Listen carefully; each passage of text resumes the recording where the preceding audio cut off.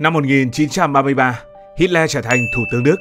Và từ đó một kế hoạch tàn nhẫn đã bắt đầu, biến hàng triệu thanh niên Đức thành công cụ trung thành cho tham vọng điên cuồng của hắn ta và Đảng Quốc xã.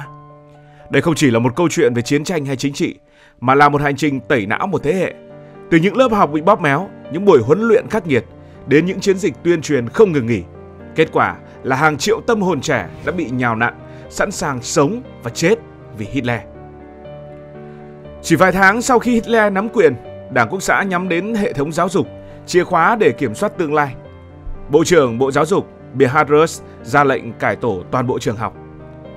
Giữa năm 1933, sự kiện đốt sách diễn ra tại Berlin và nhiều thành phố khác. Những cuốn sách của Einstein và các nhà văn Do Thái hay bất kỳ tác giả nào không phù hợp với tư tưởng quốc xã bị thiêu rụi trong những đống lửa khổng lồ. Đây không chỉ là hành động phá hoại, mà nó là tuyên ngôn rằng từ nay chỉ có sự thật của Hitler mới được phép tồn tại. Sách giáo khoa mới được phát hành ngay sau đó. Lịch sử bị viết lại hoàn toàn. Người Đức được gọi là dòng giống thượng đẳng. Người Đức bị miêu tả là những người bị phản bội bởi Hiệp ước Versailles năm 1919 sau Thế chiến thứ nhất. Còn người Do Thái bị miêu tả là thủ phạm gây ra khủng hoảng kinh tế và thất bại quân sự. Những lời kiểu như: người Do Thái là kẻ phá hoại, nhiệm vụ của chúng ta là quét sạch chúng để bảo vệ nước Đức vĩ đại. Những lời này được học sinh đọc đi đọc lại, khắc sâu vào tâm trí như một chân lý không thể nghi ngờ. Những người giáo viên cũng bị kiểm soát gắt gao. Họ phải tham gia một tổ chức được gọi là Liên đoàn Giáo viên. Nếu họ từ chối, họ mất việc hoặc bị bắt. Họ không còn một lựa chọn nào khác. Trường học chỉ là bước khởi đầu. Đức Quốc xã muốn kiểm soát cả cuộc sống ngoài lớp học của thanh niên, và tổ chức Thanh niên Hitler đã trở thành công cụ chính. Tổ chức này thực tế đã ra đời từ trước đó, nhưng đến năm 1936, Hitler ra lệnh bắt buộc mọi cậu bé từ 10 đến 18 tuổi phải tham gia. Với các bé gái thì gia nhập tổ chức được gọi là Liên đoàn Thiếu nữ Đức. Phụ huynh phản đối có thể bị phạt tiền hoặc bị Gestapo, tức là cảnh sát mật, ghé thăm. Thanh niên Hitler hoàn toàn không phải là một câu lạc bộ để vui chơi. Các buổi họp là những khóa huấn luyện quân sự nghiêm ngặt, bắn súng, dùng dao găm, diễu hành hàng giờ dưới cờ chữ thập. Mỗi tuần, các thành viên học thuộc diễn văn của Hitler. Họ được dạy rằng người Đức là giống nòi ưu việt, còn người Do Thái, người Romani hay người Slaver là những loài thấp kém. Những buổi tối quanh đống lửa trại không phải để kể chuyện, mà để hát những bài ca tôn vinh Hitler và đệ tam đế chế, là tên gọi của chính quyền quốc xã thời bấy giờ. Qua từng ngày, thanh niên Hitler biến trẻ em thành những tín đồ cuồng nhiệt, sẵn sàng cầm súng khi thời khắc đến. Nếu giáo dục và tổ chức Thanh niên Hitler là nền tảng, thì tuyên truyền là luồng gió thổi bùng ngọn lửa cuồng tín trong tâm trí thanh niên Đức. Người đứng sau cỗ máy này là Joseph Goebbels, Bộ trưởng Bộ Tuyên truyền từ năm 1933. Goebbels không chỉ là một chính trị gia. Ông ta là bậc thầy thao túng tâm lý, người hiểu rằng lời nói, hình ảnh và âm thanh có thể định hình cả một thế hệ. Ngay sau khi lên nắm quyền, Goebbels đã kiểm soát toàn bộ hệ thống phát thanh Đức. Tháng 3 năm 1933, ông ta ra lệnh sản xuất radio nhân dân. Cái tên nghe rất mỹ miều. Đây là một loại radio giá rẻ để mọi gia đình đều có thể mua. À, cũng tốt đấy chứ. Đến năm 1939, hơn 70% hộ gia đình Đức đã sở hữu radio, con số cao nhất châu Âu thời bấy giờ. Nhưng đây không phải là loại radio bình thường. Nó chỉ bắt được sóng của Đài Quốc xã. Mỗi ngày, từ 6 giờ sáng đến nửa đêm, giọng nói của Hitler hoặc các bài diễn văn của Goebbels sẽ vang lên không ngừng. Một gia đình Đức trung bình nghe ít nhất 2 đến 3 giờ tuyên truyền mỗi ngày như vậy. Không dừng lại ở đó, Goebbels còn dùng radio để tổ chức các sự kiện trực tiếp. Ngày 20 tháng 4 năm 1935, sinh nhật Hitler, hàng triệu gia đình được yêu cầu bật radio để nghe ông ta nói. Trẻ em tụ tập quanh loa, hát theo quốc ca Đức khi chương trình kết thúc. Goebbels hiểu rằng phim ảnh cũng có thể làm được điều mà sách hay radio không thể làm nổi, biến lý tưởng quốc xã trở thành hình tượng sống động. Năm 1935, bộ phim Chiến thắng của ý chí đã được ra mắt. Bộ phim dài hơn 2 tiếng ghi lại Đại hội Đảng Quốc xã năm 1934 tại Nuremberg với cảnh Hitler diễn thuyết trước hàng chục ngàn người. Cờ chữ thập ngoặc bay ngập trời. Thanh niên được xem miễn phí tại các rạp do nhà nước tài trợ. Đến năm 1937, Goebbels ra lệnh mỗi trường học phải có máy chiếu phim và các buổi chiếu phim quốc xã trở thành một hoạt động bắt buộc.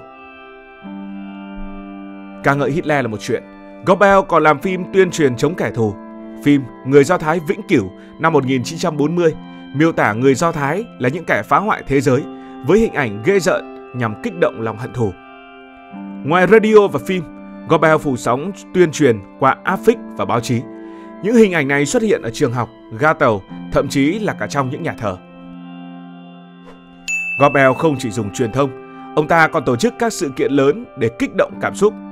Đại hội Nuremberg hàng năm bắt đầu từ năm 1933 là đỉnh cao của tuyên truyền. Ngày 9 tháng 9 năm 1938, hơn 100.000 thanh niên đứng dưới ánh đuốc hô vang chiến thắng vạn tuế khi Hitler tuyên bố: "Các bạn là máu của tôi, là tương lai của nước Đức." Cảnh tượng này được quay lên phim, phát trên radio, in trên báo, khiến những người không có mặt cũng cảm thấy sức nóng. Những buổi diễu hành nhỏ hơn cũng diễn ra khắp nước Đức. Ngày 20 tháng 4, sinh nhật Hitler, được biến thành lễ hội quốc gia từ năm 1934. Thanh niên phải mặc đồng phục, cầm cờ, hát quốc ca và thề trung thành trước tượng Hitler. Bí mật của Goebbels nằm ở câu nói nổi tiếng của ông ta: "Một lời dối trá lặp lại ngàn lần sẽ trở thành sự thật." Ông ta lặp đi lặp lại những thông điệp đơn giản: Hitler là cứu tinh, người Đức là thượng đẳng, kẻ thù phải bị tiêu diệt. Đồng thời ông ta dùng nỗi sợ hãi để củng cố lòng trung thành. Thanh niên được dạy rằng nếu không tuân theo, nước Đức sẽ sụp đổ trước kẻ thù Do Thái. Một khẩu hiệu phổ biến vào năm 1935 đó là trung thành hoặc là chết. Đến năm 1939, tuyên truyền của Goebbels đã thấm sâu vào từng ngóc ngách của cuộc sống. Một thế hệ thanh niên lớn lên không biết đến sự thật nào ngoài những gì quốc xã muốn họ tin. Họ không chỉ xem, nghe hay đọc, họ sống trong tuyên truyền như cá sống trong nước. Đến cuối thập niên 1930, Đức Quốc xã đẩy mạnh hơn nữa. Họ không chỉ muốn thanh niên trung thành với Hitler, mà còn muốn cắt đứt mọi liên hệ có thể làm lung lay lòng trung thành đó, kể cả là gia đình. Trẻ em được khuyến khích tố giác bố mẹ nếu nghe thấy bất kỳ lời nói nào chống đối. Văn hóa cũng bị kiểm soát gắt gao. Những sách nào có tư tưởng không phù hợp với Hitler bị cấm. Nhạc jazz, vốn được yêu thích ở Đức, bị gọi là âm nhạc suy đồi và thay bằng những bài hát quân hành. Một buổi tối điển hình của một thiếu niên Đức năm 1939 không còn là đọc sách hay nghe radio tự do, mà là ngồi học thuộc lời thề của Hitler: "Tôi thề sẽ cống hiến toàn bộ sức lực và máu của mình cho Führer." Khi Thế chiến thứ hai bùng nổ vào ngày 1 tháng 9 năm 1939, những hạt giống tẩy não bắt đầu ra quả. Hàng triệu thanh niên Đức giờ đây đã 16, 18, đôi mươi xung phong ra trận. Họ không chỉ là lính, họ là những tín đồ cuồng nhiệt. Nhưng không phải ai cũng bị cuốn theo.